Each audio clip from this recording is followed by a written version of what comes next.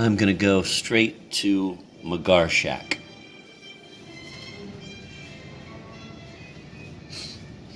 and start a couple paragraphs back from where I ended in the last recording.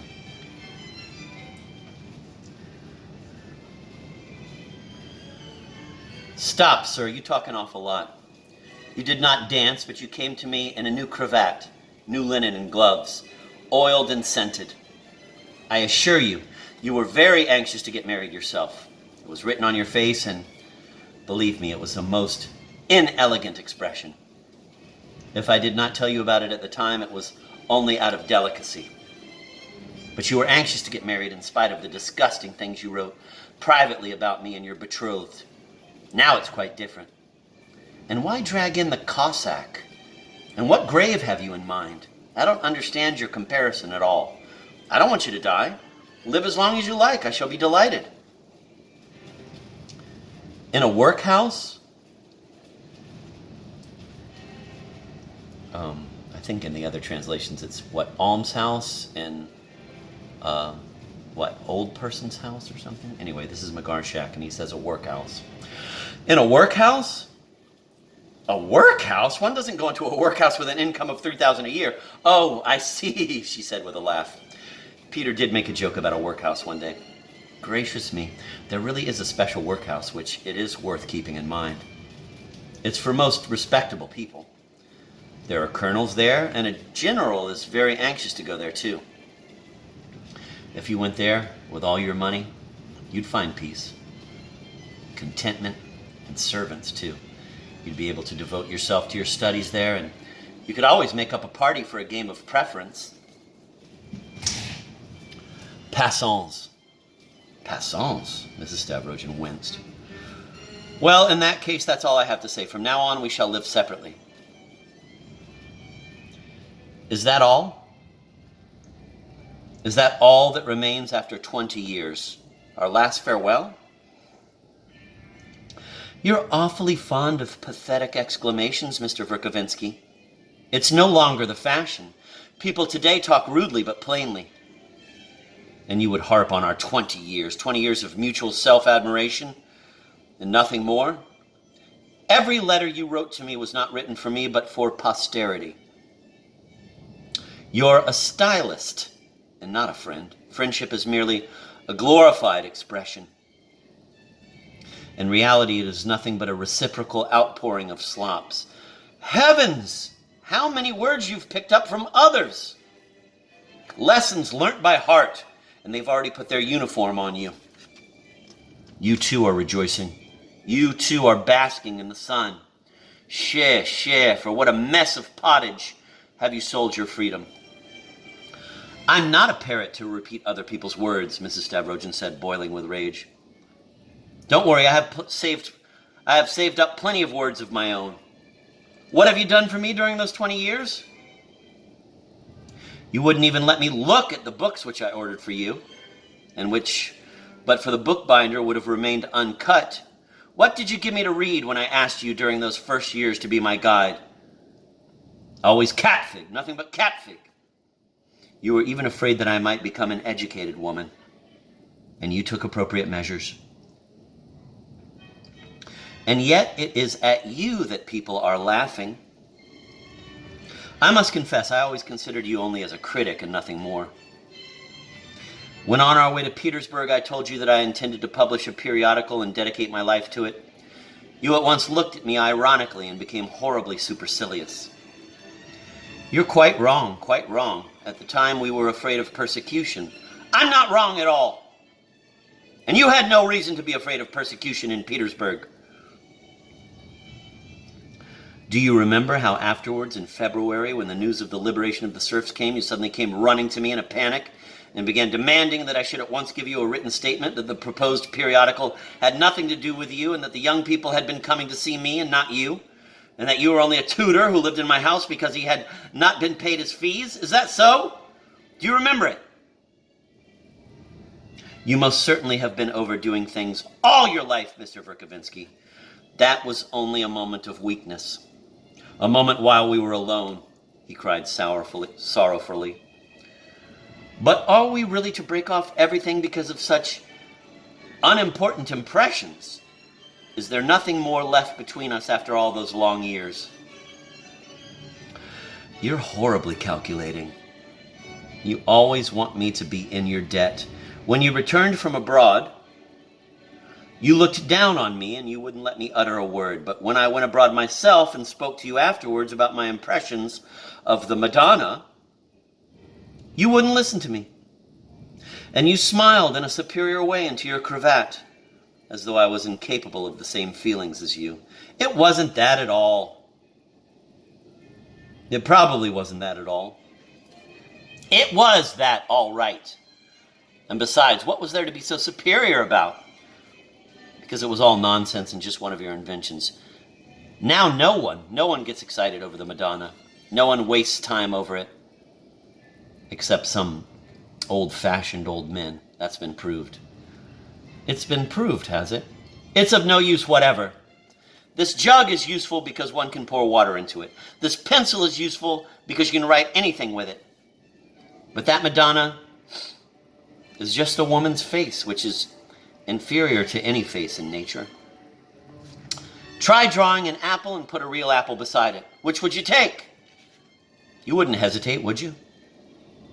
That's what all our theories boil down to now that the first light of free investigation has fallen on them. I see.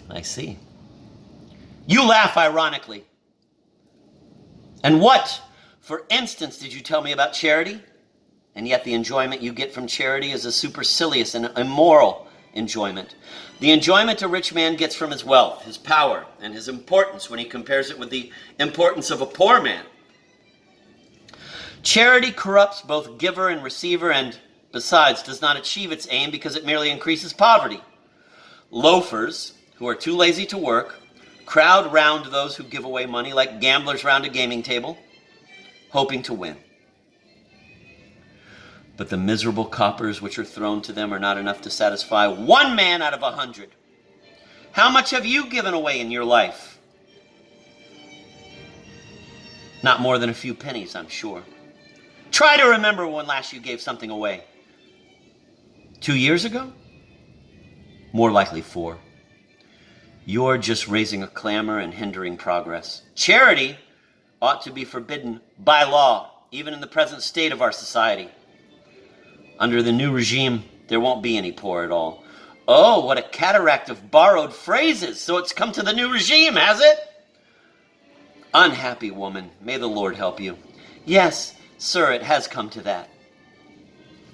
You were very careful to conceal all these new ideas from me, with which everyone is already familiar, and you did it solely out of jealousy, so as to wield your power over me. Even that Julia creature is 100 miles ahead of me. But I, too, am beginning to see things clearly now. I've defended you, sir, as much as I could. Everybody, without exception, thinks that it is your fault. That'll do, he said, rising from his seat. That'll do. And what else shall I wish you? Not repentance, surely. Sit down for a minute, sir. I have something else I'd like to ask you. You've received an invitation to read at the literary matinee. I was responsible for it. Tell me, what are you going to read? I'm going to read about that queen of queens, that ideal of humanity, the Sistine Madonna, who in your opinion is not worth a glass or a pencil. Not something from history? Said Mrs. Stavrogin in mournful surprise. But they won't listen to you. You would think of that Madonna. What's the use of talking about her if you'll only send them all to sleep? I assure you, Mr. Verkovensky, that what I'm saying is entirely in your own interest. Don't you think it would be much wiser if you took some short but entertaining medieval court incident from Spanish history, or better still, some anecdote which you could enlarge with some anecdotes and witty sayings of your own? They had such gorgeous courts in those days, such fine ladies. Poisonings, Karmazinov says it would be strange indeed if you couldn't find something entertaining to read from Spanish history. Karmazinov! That fool who's written himself out looking for a subject for me? Karmazinov, that almost statesman-like intellect. You're very free with your language, sir. Your Karmazinov is a silly old woman, spiteful and worthless. Since when have you become so enslaved by them? Oh, dear God. I can't stand him even now for the airs he gives himself, but I must do justice to his great intellect. I repeat, I've defended you as far as I could and to the best of my ability, and why must you be so dull and ridiculous? Couldn't you, instead, walk onto the platform with a nice smile as the representative of a past age and just tell them 2 or 3 anecdotes in your inimitable way, as you alone can sometimes tell them? Even though you're an old man, though you belong to an age that is past, and though you have dropped behind them, there's nothing to prevent you from admitting it with a smile in your foreword, and everybody will realize that you're a nice, good-natured, witty old fossil. In a word, a man of the old school, but so far advanced that he is able to appreciate the absurdity of certain ideas which he has hitherto followed at their true value. Do me a favor, I beg you.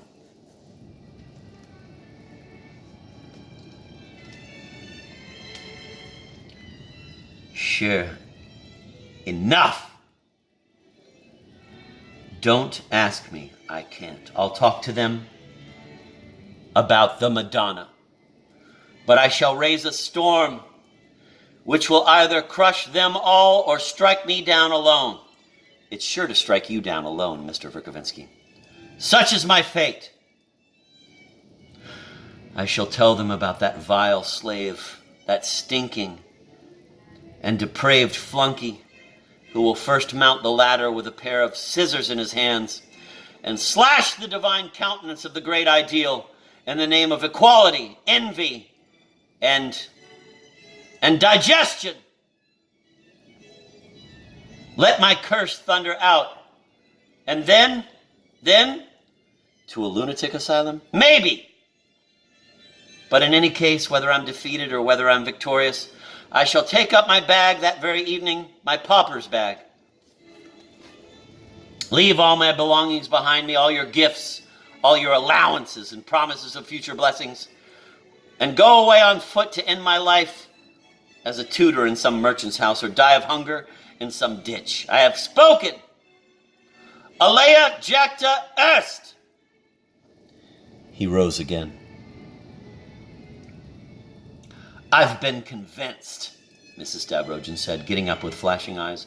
I've been convinced for years that all you live for is to put me and my house to shame by some disgraceful story like that. What do you mean by your tutorship in a merchant's house or by your dying in a ditch? It's just spite, calumny, and nothing else. You've always despised me, but I shall end up like a true knight who remains faithful to his lady. For your opinion of me has always been dearer to me than anything in the world. From now on, I shall accept nothing, but shall revere you disinterestedly. How silly. You've never respected me. I may have had thousands of weaknesses. Yes, I have sponged on you. I speak the language of nihilism, but sponging has never been the guiding principle of my actions. It has just happened like that, of itself. I don't know how. I always thought that there was something higher than food between us, and I've never been a scoundrel, and so I go on my way to make amends. I'm setting out late in the year, in the late autumn. A mist lies over the fields. The road before me is covered with the hoarfrost of old age, and the wind howls about the grave towards which I walk. But forward on my way, on my new way, full of the purest love, true to his own sweet dream. Oh, farewell, my dreams. 20 years! Alea jacta est! His face was wet with tears that suddenly gushed out of his eyes. He picked up his hat. I don't understand Latin, said Mrs. Stavrogin, trying hard to control herself. Who knows, perhaps she too felt like crying. But indignation and caprice got the better of her once more. I know only one thing, that all this is just a silly whim. You'll never be able to carry out your threats, which are full of egoism. You won't go anywhere. You won't go to any merchant. You'll end your life, end your days, quite simply on my hands, getting your pensions and having your dreadful friends come to see you on Tuesdays. Goodbye, sir. Alea jacta est, he said, bowing low to her, and came back home more dead than alive with excitement.